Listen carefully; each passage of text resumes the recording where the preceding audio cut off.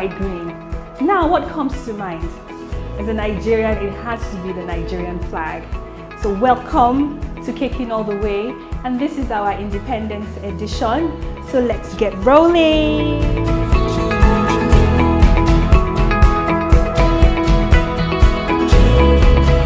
So in this edition, we'll be showing you how to create some lovely treats that you can share with your family and friends. Because usually in Nigeria, when it's independence, there's a holiday, and holiday means time to lay back with your family and friends, unwind, celebrate, and have fun. So let's go! So like I explained earlier, we're just going to be showing you how we made some delicious treats you can try at home during the holidays, this public holiday or any other holiday, because they are so fantastic and they are such a crowd pleaser. So our first dessert is the matcha and white chocolate mousse cake. Matcha is a special kind of green tea that has been blended and processed in a specific way. So you can't just take your green tea leaves in the house and blend it, no. We decided to use matcha as the secret ingredient in all of our desserts today, simply because of its lovely aroma and the lovely distinct green color. Here are our ingredients: flour, corn flour, baking powder, matcha, milk, oil, 4 eggs separated, the egg yolks from the white, and sugar. So the first thing we have to do is to mix the egg whites and the sugar together. And I start by placing the egg whites with just a little bit of sugar to start. And then once it begins to fluff up, I add the remaining sugar. And I let this process go on for about 8 to 10 minutes until our egg white has reached a stiff peak. And this is what a stiff peak looks like. When you bring it out of the mixer and you hold up your bubble whisk, it has to stand straight. All right? So the next process is to add the egg yolks one after the other, as you can see. After adding the egg yolks, we allow it to mix for just about 2 seconds before we get on with the next set of ingredients. So before we add the dry ingredients, it's very important that you mix them up together and you sift them. Sifting is very important so that you can take off any lumps and so that you can introduce some light air into your mix. And once you've finished mixing, and then it's now time to pour the dry ingredients into the first batch of wet ingredients. It's important you know that in baking, sugar is also regarded as a liquid ingredient, simply because when heat is introduced to sugar, it melts. So always remember, once you have dry ingredients and wet ingredients, sugar has to be part of your wet ingredients. Okay? So we now add the dry ingredients into the first batch of wet ingredients. And we do this in 3 batches. You simply don't want to shock your batter by just dumping the whole thing inside. So you pour it in 3 batches or 2 batches if you're in a hurry.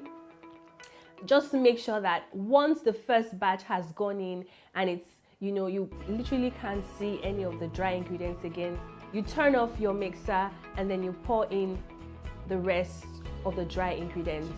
Make sure you do this in low speed, because again, you don't want to deflate all the air we've whipped into the egg whites. And so once this is done, the next and final thing to do is add the last set of wet ingredients, which is the milk and the oil. So you add the oil into the milk, and to this I added a little bit of color green because I needed the overall green color of the cake to be a lot more intense. And then once you mix that up together, you pour it into your batter, and then this time around you fold it. You fold it, make sure you're very slow in this. Think about your loved one, someone who is so special to you, and think of your cake like that, and then just gently fold in, cut through and fold in. We want to make sure we don't deflate the batter. Then it's time to pour it into our prepared pan. As you can see, I've only lined the bottom part of my spring foam pan. I left the sides uncovered and ungreased because I actually wanted the cake to kind of stick onto the sides of this spring foam pan as it's baking. And there it is, beautiful lava-like looking batter. Now it's time to bake this in an oven of 170 degrees Celsius for just 12 minutes. Now how cool is that? 12 minutes to bake a cake. Now let's go.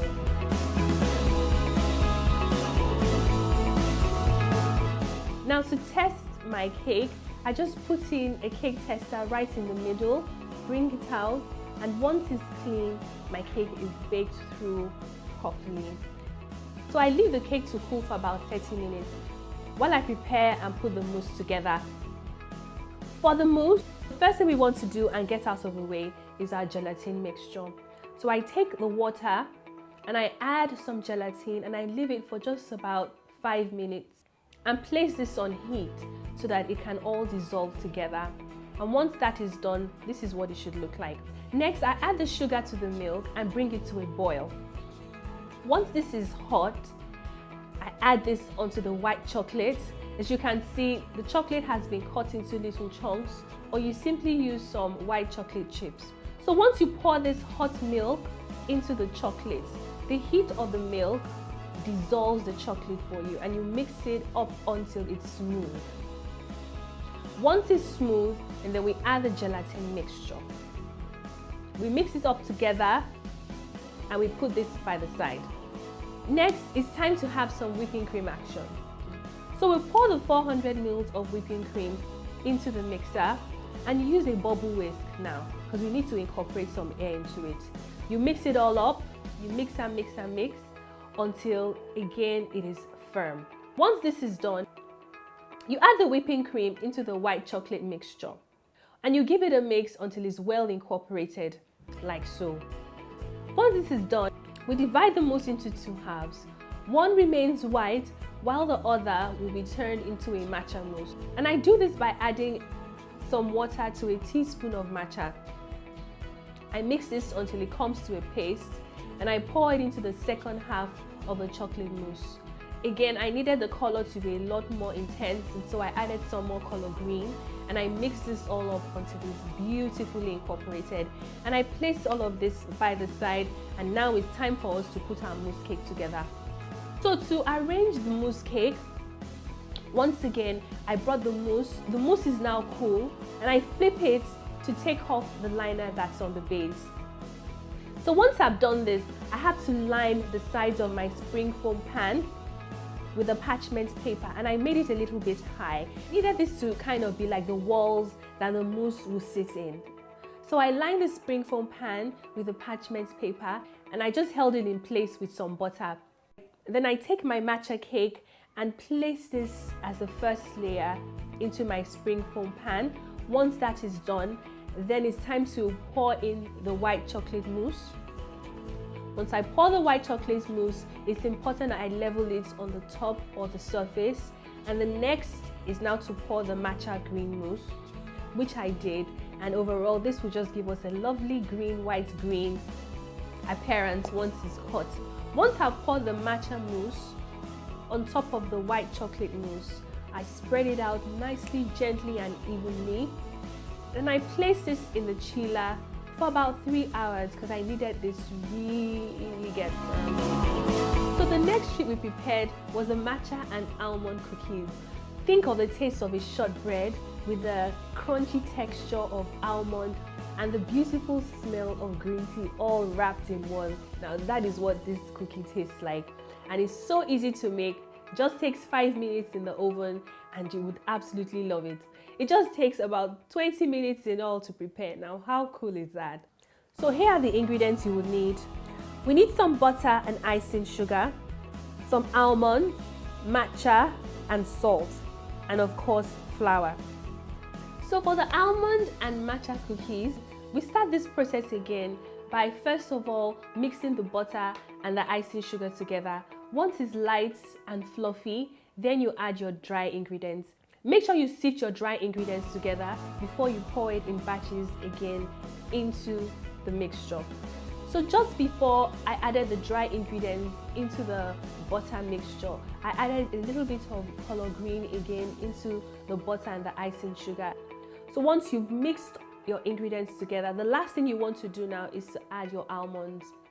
You add your almonds and you mix it through properly until it's properly incorporated again. The reason I flatten this out is so that once you bring it out of the fridge and you get to cut it, it's very neat, there are no crumbs and it's not messy. So this is how it looks. Now we move on to our donuts, and our donuts are yeast-based donuts. And then we went through that whole process of preparing, leaving it to rise, and then finally we cut it into the shapes. And then we fry them. Once it's fried and it cools thoroughly, it's now time to decorate them.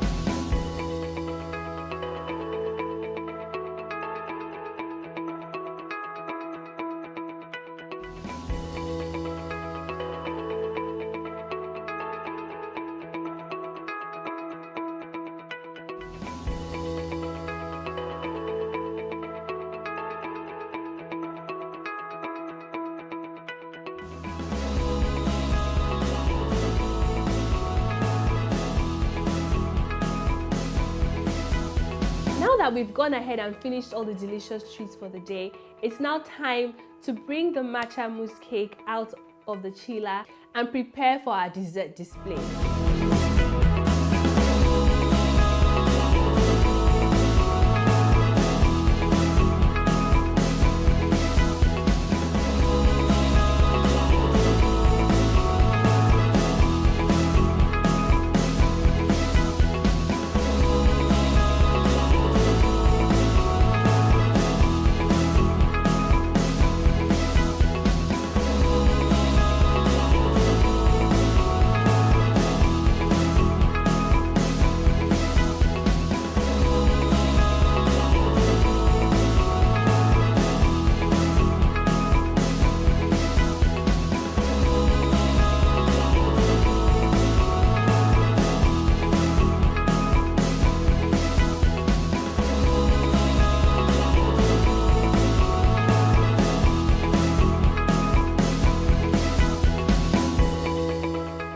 Thank you so much for watching. It's been a pleasure bringing this edition to you. We had to do so much research, and thankfully Jumia had matcha. I was wondering, where will I get matcha from?